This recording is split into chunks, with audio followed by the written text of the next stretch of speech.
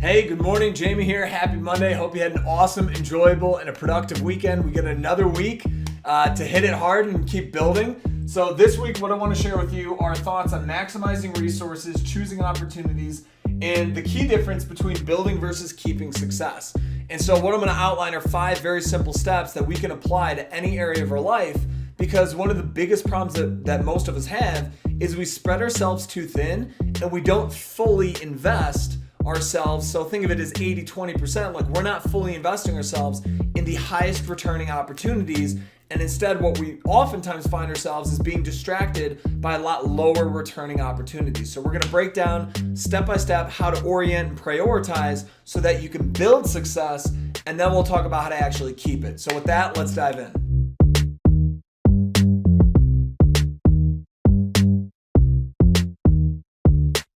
All right, so before we dive into breaking down all 5 of these steps, the first thing that I want to talk about is that all of us have limited time, limited money, and limited background, skills, knowledge, experience, and limited opportunities. And so the big struggle of life is, how do we apply ourselves to very specific opportunities that will return more than we have personally invested?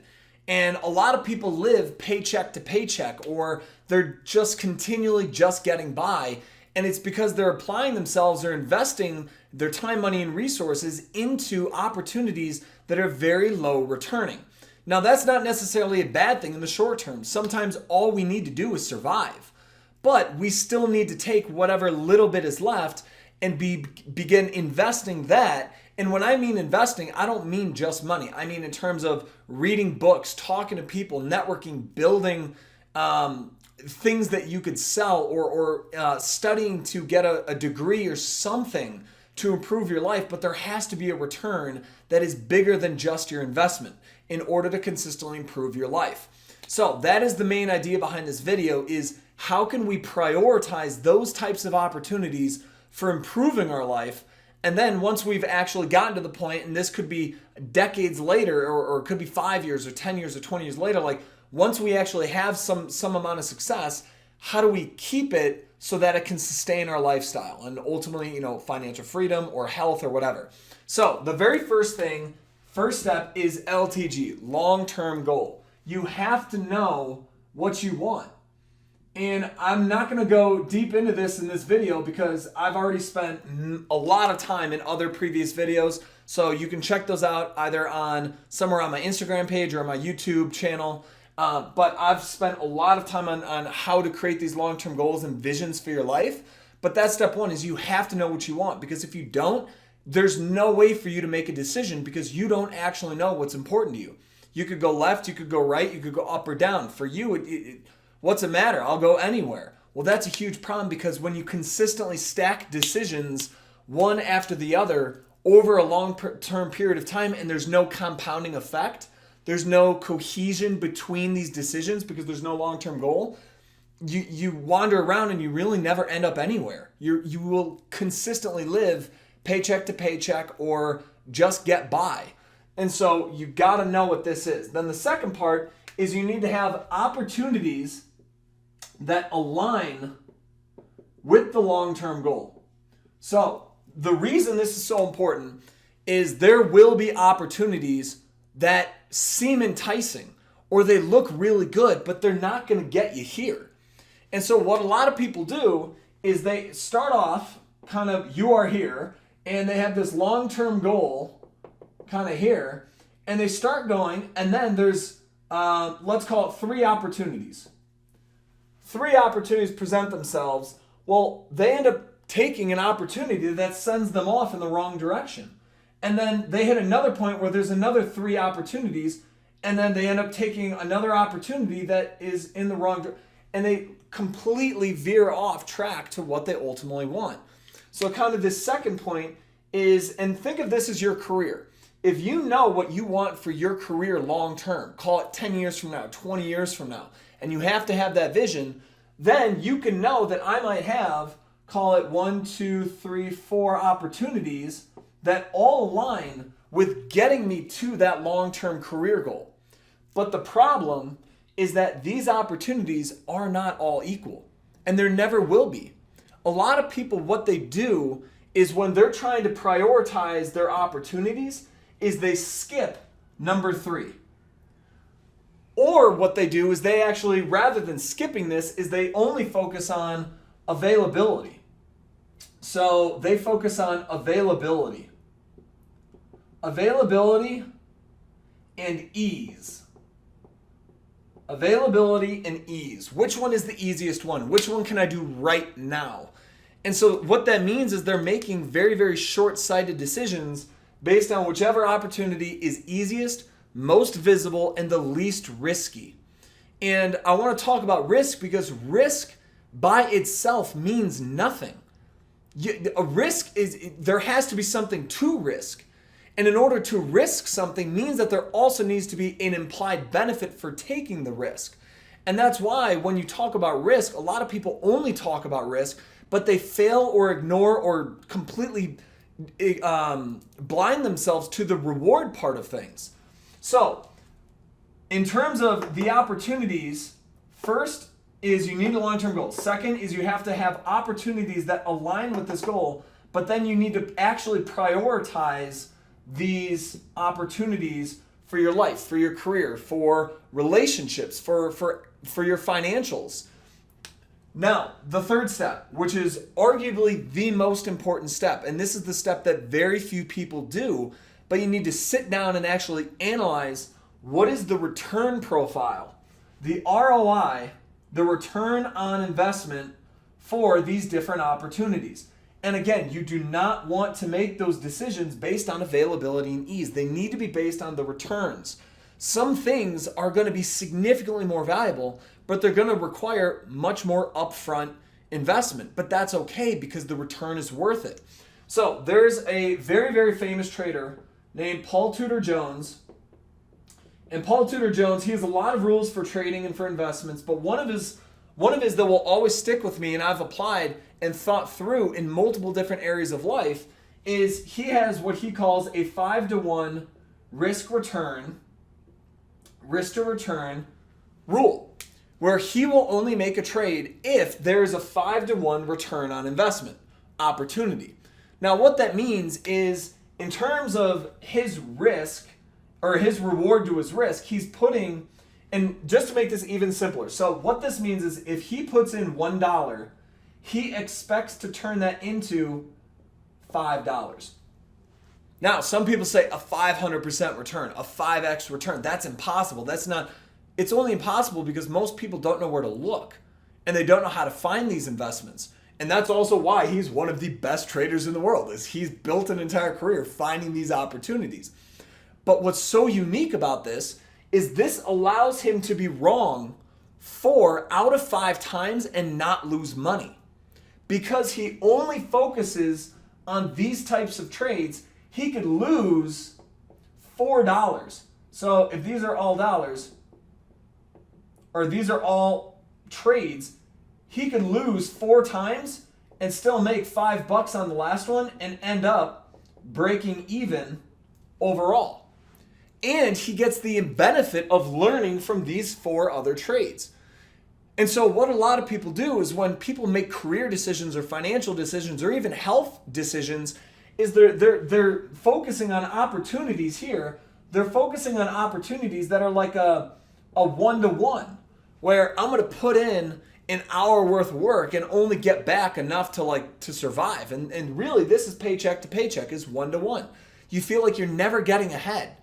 And in terms of health, well, there are going to be opportunities where, for example, let's say you put in terms of a 3-to-1 or a 4-to-1. All right, 4-to-1, 5-to-1. And then let's say a 1-to-1. Well, let's say that 1-to-1 for your health or fitness is just walking. Let's say that this is just walking. You're just maintaining as you are. So if you know that, all right, I want to improve my health and fitness, well, maybe just walking isn't going to be enough. I don't know your life. I don't know your situation, but maybe that's one thing to consider is that actually, and maybe this is an hour. So you're getting a benefit of 1 for an hour of input. Well, if you're going to do an hour of input for all of these, well then maybe a 3-to-1 return is something like Swimming. So maybe swimming is going to be 3 times the benefit of walking. And then maybe for 4, maybe this is something like a lifting routine or a lifting and cardio routine. And then maybe a 5 to 1 is something like a lifting and a HIIT routine or a high intensity interval training routine. And so it's kind of cardio even more so on steroids. So it's like, or not on steroid, but it more intense cardio. So what all I'm trying to show is that like for 1 hour of input, you can get very different return profiles for your health. And a lot of people don't think of health that way or fitness that way or dieting that way, but they also don't think of their financials in that way. And they also don't think about their career in that way. There are some career opportunities where maybe you're making the same amount of money in all the opportunities. So for example, let's say for your career, right? So let's say you have a 1 to 1, a 2 to 1, and a 3 to 1 for your career. Well, maybe all of these are, let's say, 100 grand positions. Now, for some people, so these are all paying you 100 grand. Now, for some people, they see 100 grand, they're like, that's a lot of money. And then there's other people who are like, all right, that's chump change. 100 grand means nothing. It's just a dollar amount. It could be 50 grand. It could be $1 million. Like, people are always going to respond to money in a way dependent on their own situation.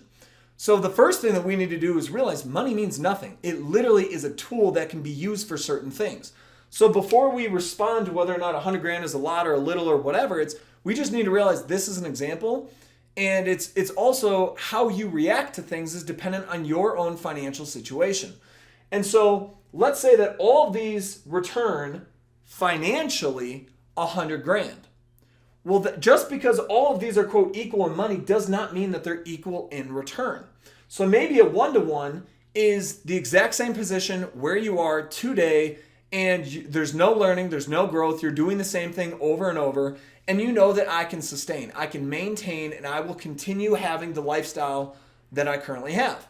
Well, maybe there's another opportunity here that is at maybe a different division in the company, or maybe it's a different company. But what's going to happen is it's paying still 100 grand. So you're not getting a bump up in pay, but you now have the opportunity to learn something new, to develop your skills, your knowledge, your experience, to get exposure to new ideas, which will ultimately make you more creative. And the reason it's a 2 to 1 is this is going to improve your future opportunities much better than the first career opportunity. Well, what about the third one? Well, what could be a 3 to 1 return?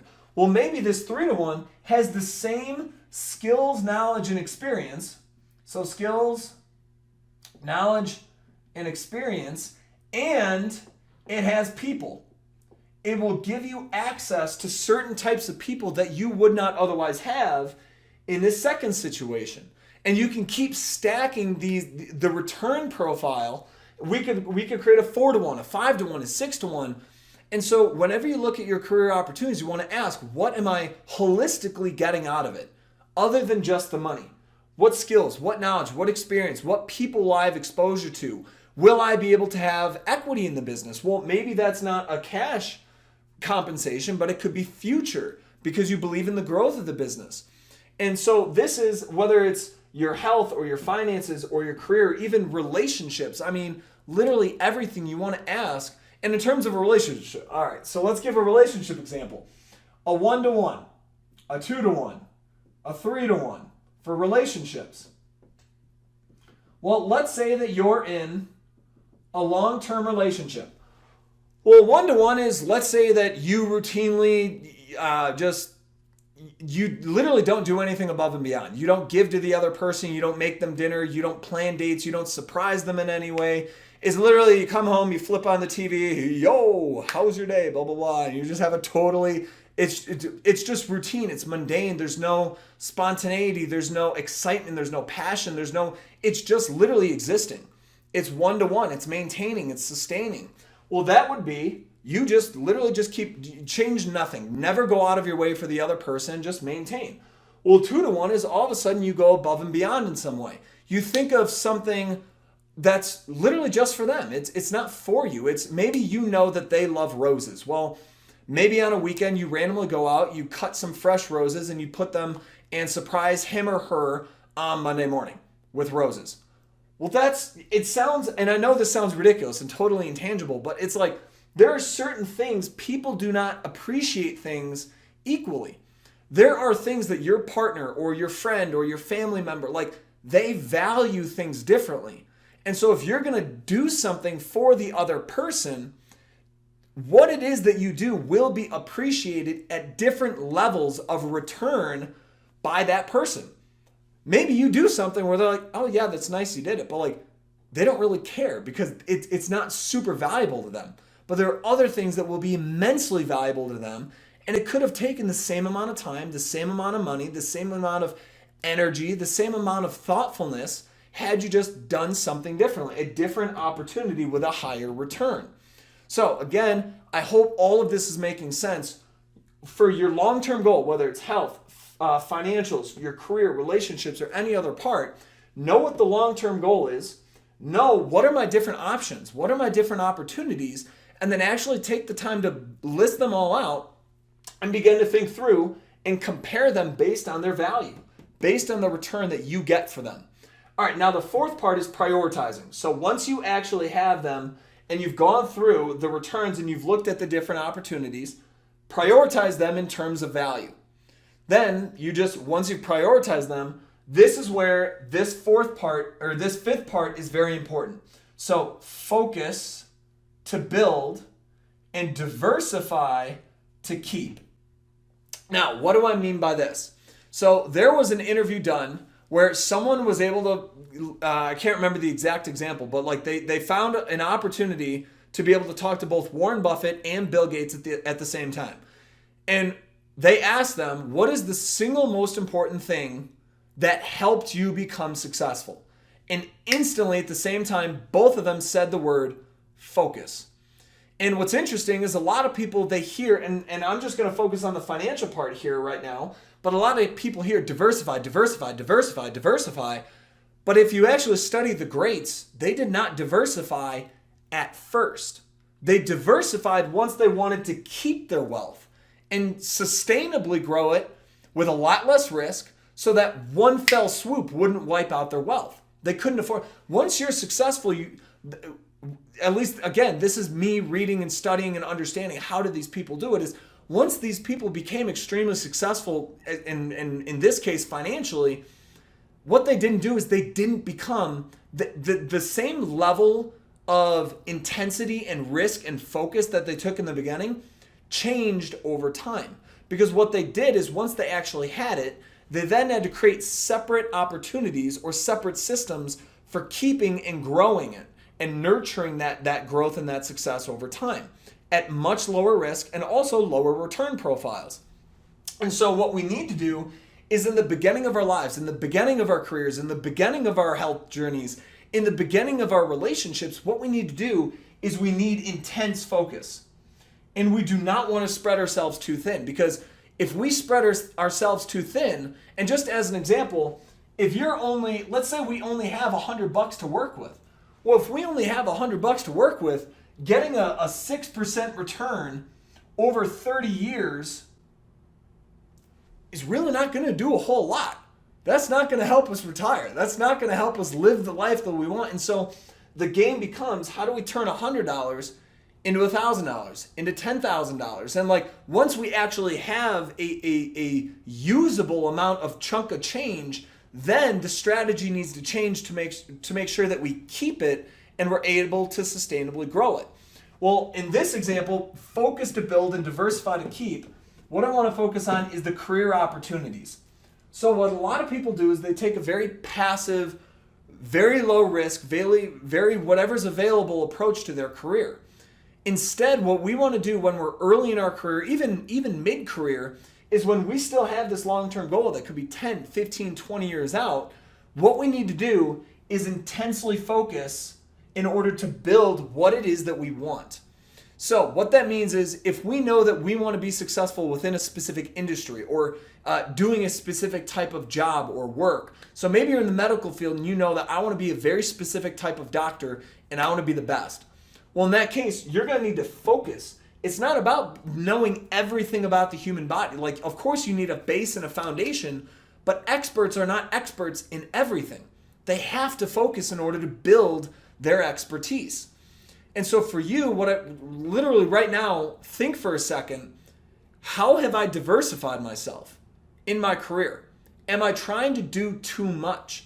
Because I really think that is the biggest problem that most people have is they're, quote, building their resume, but they're building the resume in way too many different directions.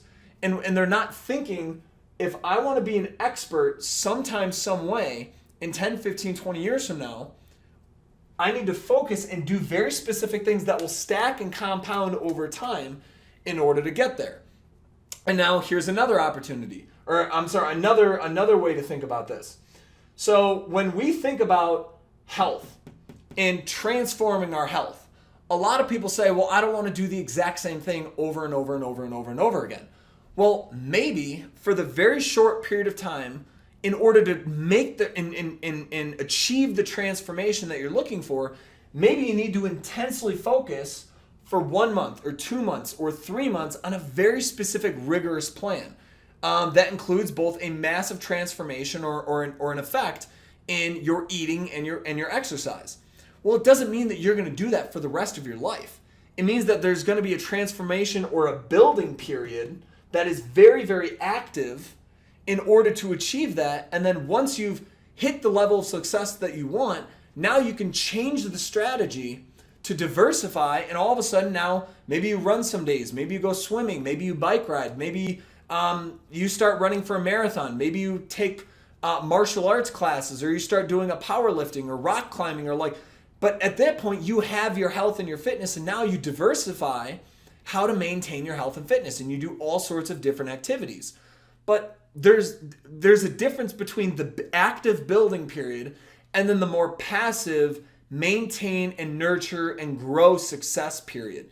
And both of these periods have very different strategies. So whether it's your career or whether it's your finances or whether it's your health and fitness or whatever, there's a building period, and then there's the nurturing slash, I would say, maintaining stage and keeping. So the next example I want to give is finances. So you see a lot of people talk about their financial investments or their strategies or how it is that they build wealth. If you look at most of the people, and this is, the 1%, if you look at the top 1%, very few of them diversified their way to that wealth. They all had a vehicle to build massive wealth in, and then once that vehicle gave them, they built the wealth, then once they had it, they then started diversifying it across very different ways. So for example, maybe someone builds a business and they're very, very successful in the business. They make a ton of money. Maybe let's say that they make like $10 million or something. Well, if you look at, there's a lot, and here's another example. A lot of professional athletes, it's something like 50 to 75% of professional athletes end up broke. That's crazy. But it's not when you actually look at what they do with the money. They built the money. They had these incredibly successful careers in sports and athletics. And then what they didn't do is once they made this money, they didn't diversify it into a strategy to actually keep it and to nurture it and to grow it. Instead, what they did is they started spending it and blowing it on stupid stuff, or they took way too much risk into one or two things that ended up not working out, because regardless of whether it's a 1-to-1, 2-to-1, 3-to-1, 4-to-1, 5-to-1, like there's always risk. And so if you have all of your success or a lot of success and then you channel it all into one thing that doesn't work out, well, boom, it's wiped out and you have to rebuild the whole thing all over again. And so there's a lot of people that build success, and then what they do is they start parsing it out. So they'll have some public equities, they'll have maybe some private investments, maybe they'll invest in real estate, Maybe they continue putting more into their own business. Maybe they start investing in other people's businesses, but like they start taking this money and putting it in very different places that are all going to consistently grow and maintain, and it's not too much risk. So this is kind of the final part. Is I want to focus again here, wherever it is that you are in your career. If you do not yet have what you want, whether it's money, whether it's finances, whether it's your health or a relationship, like the first thing you need to do is realize I need to concentrate.